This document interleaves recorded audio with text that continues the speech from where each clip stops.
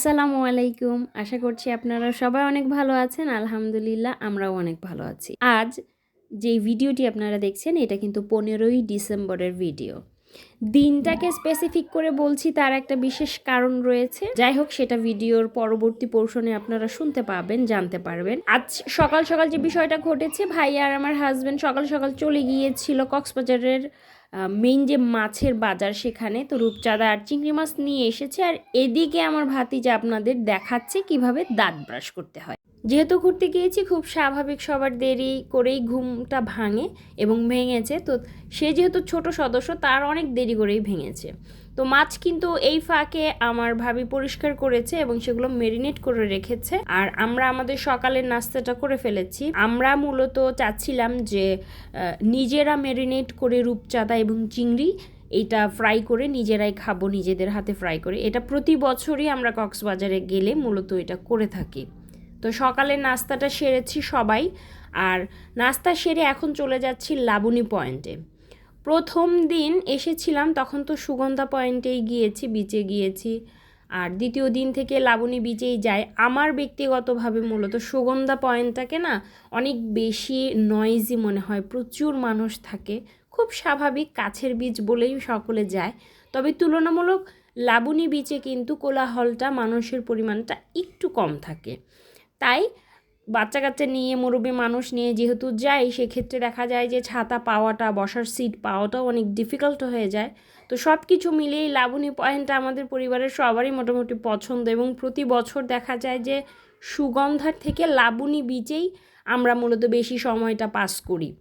আর গত 2 দিন যেহেতু বিচে ভেজার মতো সুযোগ পাইনি কেউই পরিবারের, তো আজকে ধুমচে সবাই ভেজার জন্য প্রস্তুতি নিয়ে এসেছে। আমি আচার নিয়ে এসেছি, আমি ভাইয়া ভাবি আচার খাচ্ছিলাম। আমার ভাতিজা, সে সানগ্লাস চোখে দিয়ে সে কী যে বানাচ্ছে সে নিজেই ভালো বলতে পারবে। তো যাই হোক, তাকে তার মতো ছেড়ে দিয়েছি। আর এদিকে আমার বাবা মা, আমার আন্টি মানে আমার ভাবির মা, আমার হাজব্যান্ড, ভাগ্নি, ভাতিজি, ছোটো বোন, তারা বিন্দাস ভিজে যাচ্ছে। আর আমার ভাতিজা আমাকে জানালো সেটা হচ্ছে সে জুস বানাচ্ছে আমার জন্য। বালু দিয়ে, বোতলের মধ্যে বালু ভরে সে আমার জন্য জুস তৈরি করছে। আর আমাকে বলছিল যে তুমি অপেক্ষা করো, তোমাকে খেতে দিব এই জুসটা। ছোট বাবার নির্দেশ, সেটা তো আর অমান্য করা যায় না। আমিও বাবার হাতের জুস খাওয়ার জন্য অপেক্ষা করছি। আর এদিকে এই যে 3জন কাক ভেজা হয়ে একদম স্যাঁতস্যাঁতে হয়ে গিয়েছে। আমার হাজব্যান্ড যে কোথায় ভিজছে খুঁজে পেলাম না তাকে। তবে আমার ছোট্ট বাবাটা, সেও কিন্তু পিছপা হয়নি, সেও ভিজেছে। এবং সে এখন এই যে পিরামিড না কি যেন একটা বানাচ্ছে, তার বোন কেন হাত দিচ্ছে মাঝখানে, এটা নিয়ে তার খুব আপত্তি। তো অবশেষে তার ঘোর আপত্তির জন্য আমার ভাতিজিকে সরিয়ে দিলাম আমরা, যে মা তুমি সরো, না হলেও কান্নাকাটি শুরু করে দিবে। আর এদিকে আমার বাবাটা তার বাবার হাত ধরে কি যে আনন্দে ভিজছিল। ভাতিজা, ভাতিজি, ছোটো বোন আর ভাগ্নি কোনোভাবে পানি থেকে উঠবে না। অলমোস্ট 2 ঘন্টা হয়ে গিয়েছে। তো এক প্রকার তাদের ধমকে তারপরে পানি থেকে উঠিয়েছি। হোটেলে ফিরে গিয়ে ফ্রেশন আপ হয়ে একদম রেডি হয়ে দুপুরের খাবারের জন্য সবাই চলে এসেছি, এবং দুপুরের খাবার তো রেডি, আমরা খাচ্ছি। কক্সবাজার যেহেতু এসেছি, ভর্তা আইটেম তো মাস্ট। আমার জন্য মনে হয় যে কক্সবাজার মানেই ভর্তা আর সামুদ্রিক সমস্ত মাছ। তো সেই রকমভাবেই খাচ্ছিলাম। তো কখন কোন দিন আসলে কোন মাছটা খেয়েছি এটা আমি না ভুলে গিয়েছি, নির্দিষ্ট করে বলতেই পারছি না। তো যাই হোক, সামুদ্রিক মাছ ছিল, ভর্তা ছিল। তো খাওয়া দাওয়া শেষ করে বিকেলের দিকে বেশ কিছু শপিং ছিল সবারই, যত কেনাকাটা ছিল। আমরা বিকেলের সানসেটটা দেখলাম, তারপর ধীরে ধীরে সন্ধ্যা ঘনিয়ে আসলো। অনেকে বসলাম যাদের কেনাকাটা শেষ, আর বাকির যাদের কেনাকাটা ছিল তো তারা কেনাকাটা করছিল। তো বসে বসে দেখছিলাম একটা প্লেন যাচ্ছিল। আমার ভাতিজা বলছিল যে ফুপি ভিডিও করো।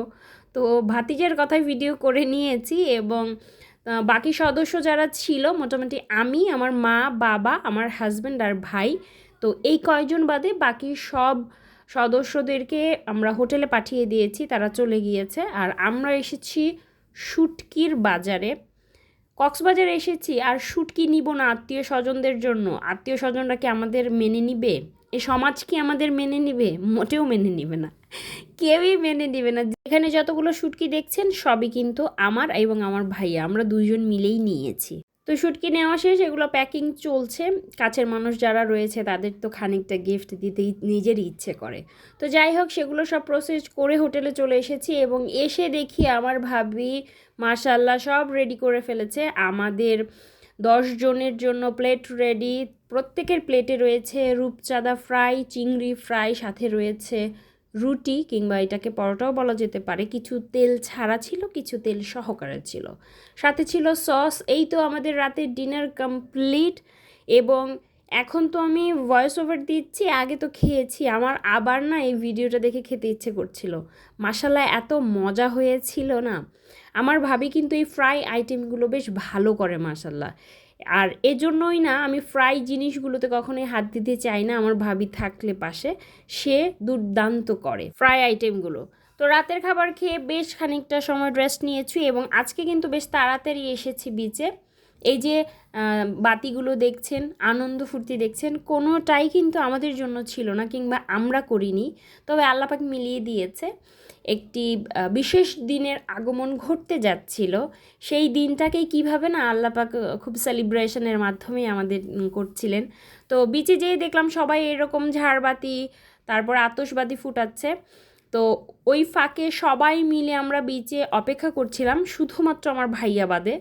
ভাইয়া মূলত এই জিনিসটা আনতে গিয়েছিল, কেক দেখে নিশ্চয়ই বুঝতে পারছেন, জন্মদিন সংক্রান্ত কিছু একটা। একদমই তাই, 16ই ডিসেম্বর আমার ছোট্ট বোনের জন্মদিন। তো সেই দিনটাকে আমরা খানিকটা স্মরণীয় করবার জন্যই লাবণীর সি বিচে বসে কেক কাটছি।